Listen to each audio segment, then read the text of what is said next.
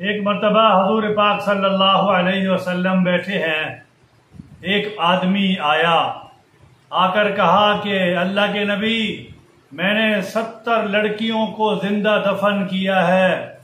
70 لڑکیوں کو زندہ دفنا دیا، کیا میری بخشش ہو سکتی ہے؟ حضور پاک صلی اللہ علیہ وسلم نے ایسے اپنا ہاتھ ماتھے پر مارا زور سے، اور آپ حیران ہو گئے۔ آپ نے نیچے دیکھا، وہ آدمی تو سوچنے لگ گیا کہ میری بخشش تو بڑی مشکل ہے، لیکن اللہ کی ذات بڑی قادر ذات ہے، بخشنے پہ آئے تو سب کو بخش دے، مغفرت کرنے پہ آئے تو سب کی مغفرت کر دے۔ جب آپ علیہ السلام نے نیچے دیکھا تو وہ بندہ حیران اور پریشان ہو گیا کہ میری بخشش تو مشکل ہے۔ اتنے میں حضور پاک صلی اللہ علیہ وسلم نے اوپر اپنا سر مبارک اٹھایا، اللہ کی طرف سے آیت نازل ہوئی،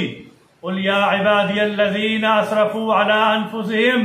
لَا تَقْنَطُوا مِن رَحْمَةِ اللَّهِ إِنَّ اللَّهَ يَغْفِرُ الذُّنُوبَ جَمِيعًا، کہ آپ کہہ دیجئے اے نبی جی کہ اے میرے بندے کہ جنہوں نے اپنے جانوں پر اسراف کیا، ظلم کیا، اللہ کی رحمت سے کبھی بھی نہ امید نہ ہو، بے شک اللہ تبارک و تعالی تمام گناہوں کو بخشنے والا ہے، مغفرت کرنے والا ہے، غفور ہے، رحیم ہے، رحم کرنے والا ہے۔ جب یہ آیت اتری تو حضور پاک علیہ السلام نے اس کو بتایا کہ جا